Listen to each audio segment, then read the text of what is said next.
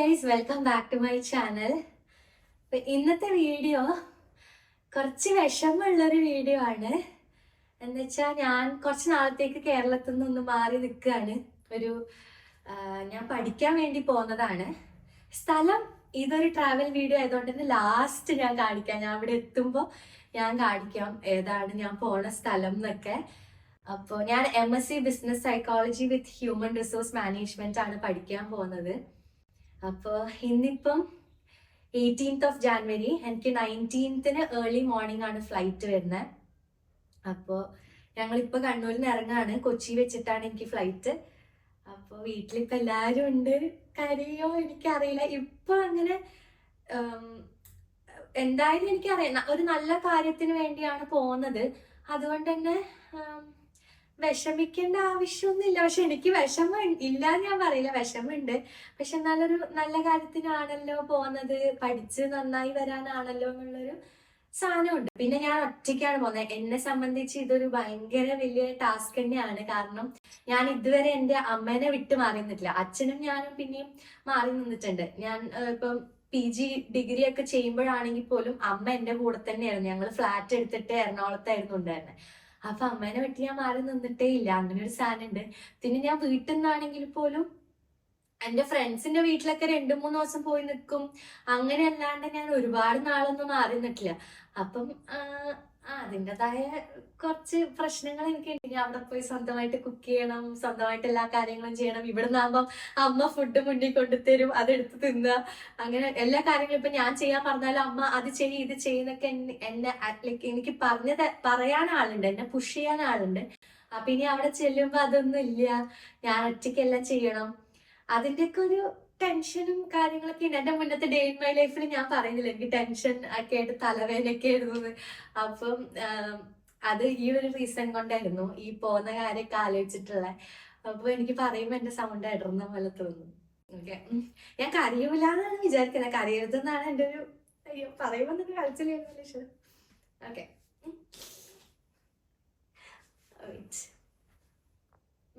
Okay, ഇനി ഞാൻ കൂടുതൽ ഇൻട്രോ ഒന്നും പറയുന്നില്ല. എന്തായാലും ചിലപ്പോ ഞാൻ കരയുന്നതാണെന്ന് നിങ്ങൾ വിചാരിക്കും, ഇത്രയും കരഞ്ഞിട്ടെന്തിനാ ഇവള് പോകുന്നതെന്ന്. പക്ഷെ ഒരു ഗുഡ് കോസിനാണ്. പിന്നെ എന്തായാലും നമുക്ക് വിഷമം ഉണ്ടാവുമല്ലോ പോകുമ്പോ. അപ്പൊ അതിന്റെ ഒരു ഇതേ ഉള്ളൂ. ഓക്കെ, മതി ഇൻട്രോ മതി.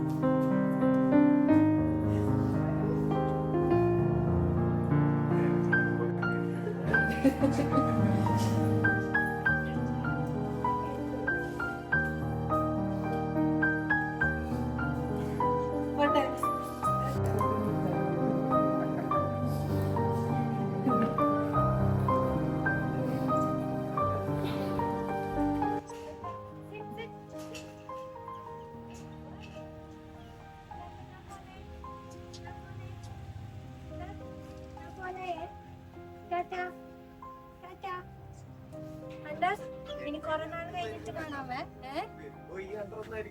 ഞാൻ വരുമ്പോഴേക്ക് നീ വലുതായി പോവല്ലോ അല്ലേ? ഞാൻ വരുമ്പോഴേക്കും നിനക്ക് 1 വയസ്സല്ല കഴിയും.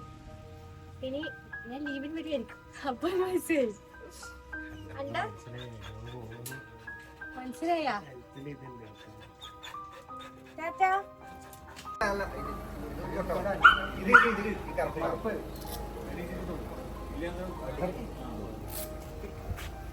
വിളിക്കടാ.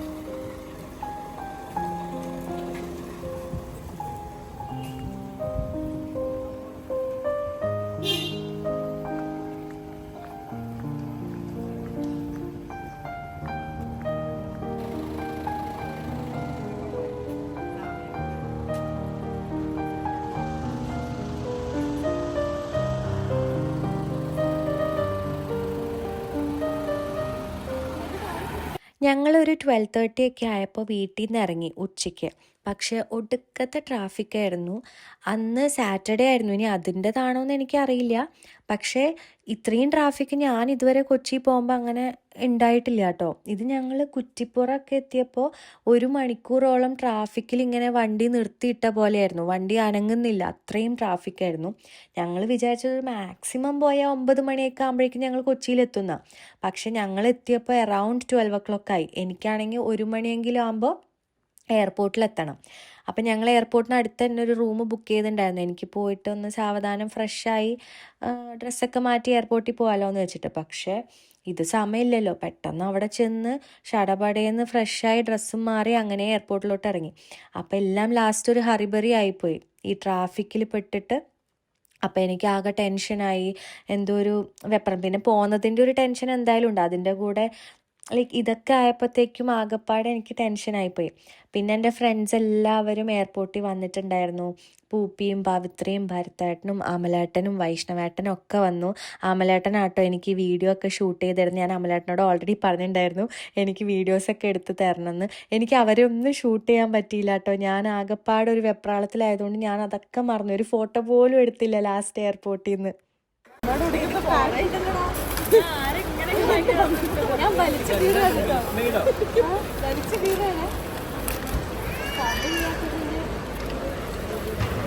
ട്രാഫിക്കിന് നിന്നിട്ട്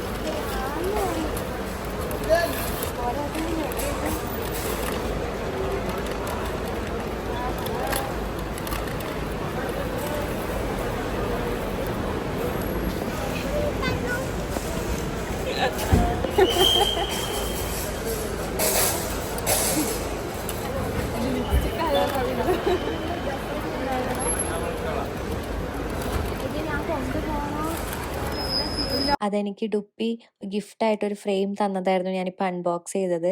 അത് ഞാൻ ഇങ്ങോട്ട് കൊണ്ടുവന്നില്ല, വീട്ടിലോട്ട് കൊടുത്തു കേട്ടോ അമ്മയുടെ കയ്യിൽ.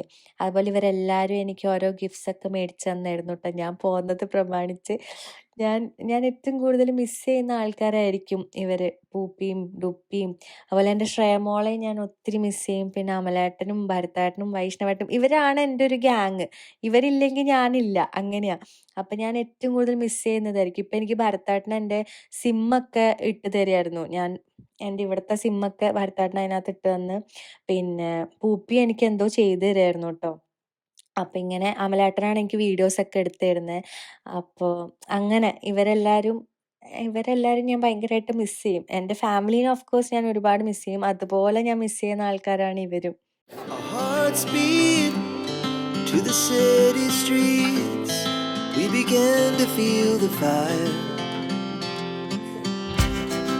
We rise like tall buildings as the chemicals they take us higher. The night's young and it's just begun as she puts her hand in mine. We wanna chase the night, wanna dance to the light, pull stars from the sky, just two hearts running wild. Never sleep, never stop, as we shout from the top.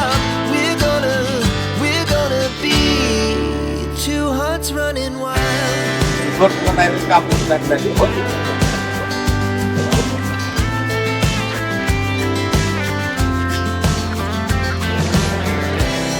Yeah, the morning is the afternoon.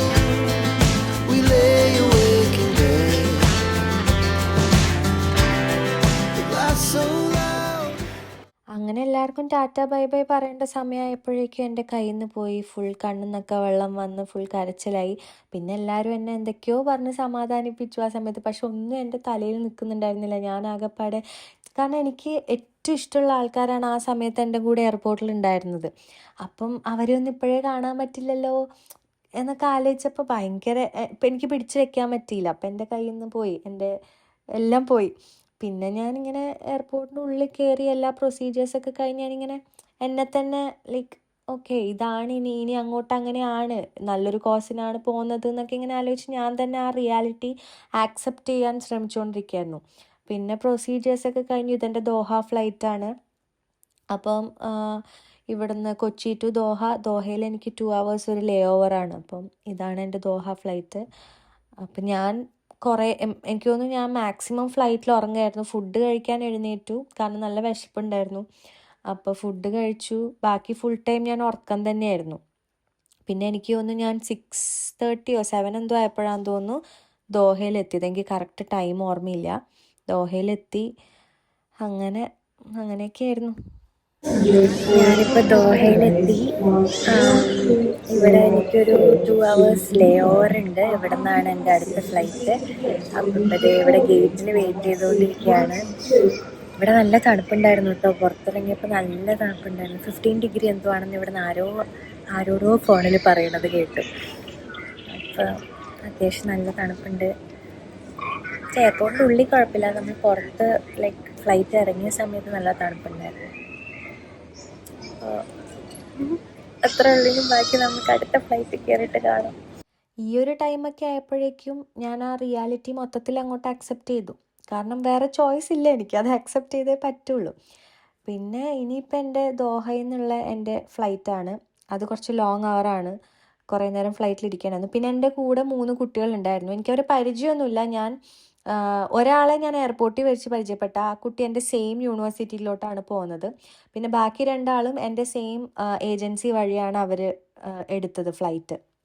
അപ്പോൾ അങ്ങനെയാണ് അവരെ ഞാൻ പരിചയപ്പെട്ടത്. അപ്പോൾ അവരെ ഞാൻ already contact ചെയ്തിട്ടുണ്ടായിരുന്നു നമ്മൾ സെയിം ഫ്ലൈറ്റിലാണെന്ന് അറിഞ്ഞപ്പം. കാരണം എന്തെങ്കിലുമൊക്കെ പുതിയൊരു സ്ഥലത്ത് പോകാണല്ലോ, അപ്പോൾ എന്തെങ്കിലുമൊക്കെ ഒരു ആവശ്യം ഉണ്ടെങ്കിൽ ആരെങ്കിലും ഒരു കൂടെ ഉള്ളത് നല്ലതാണ്. അപ്പം നമ്മളെല്ലാവരും ഒന്ന് കോണ്ടാക്ട് ചെയ്തിട്ടുണ്ടായിരുന്നു. ഞാൻ മിക്കപ്പോഴും സമയം ഞാൻ ഉറക്കം തന്നെയായിരുന്നു. കാരണം ആ ഒരു കാറിൽ ഞങ്ങൾ 12 hours ഇരുന്നു. പിന്നെ ദോഹ ഫ്ലൈറ്റ് 3:40 ഏർലി മോർണിംഗ്. അപ്പം അന്നത്തെ ദിവസം ഉറക്കമേ ഉണ്ടായിരുന്നില്ല. അതുകൊണ്ട് തന്നെ ഞാൻ മിക്കവാറും സമയം ഉറങ്ങുമായിരുന്നു. പിന്നെ ആകെ എണീറ്റത് കുറച്ച് ഫുഡ് കഴിക്കാൻ വേണ്ടിയിട്ടൊക്കെയാണ്. പിന്നെ കുറച്ച് നേരം ഞാനൊരു സിനിമയും കണ്ടു. പക്ഷെ ഞാനത് ഫുള്ളൊന്നും ആക്കിയില്ല.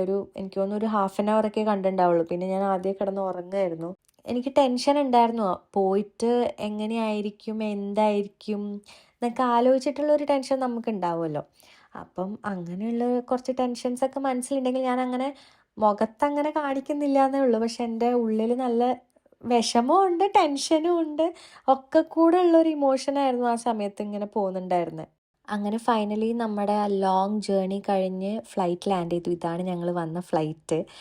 പിന്നെ എമിഗ്രേഷന് കുറച്ച് സമയം എടുത്തു. കാരണം നമ്മൾ സ്റ്റുഡൻസ് ആയതുകൊണ്ട് തന്നെ കുറച്ച് ക്വസ്റ്റ്യനിങ് ഒക്കെ ഉണ്ടായിരുന്നു.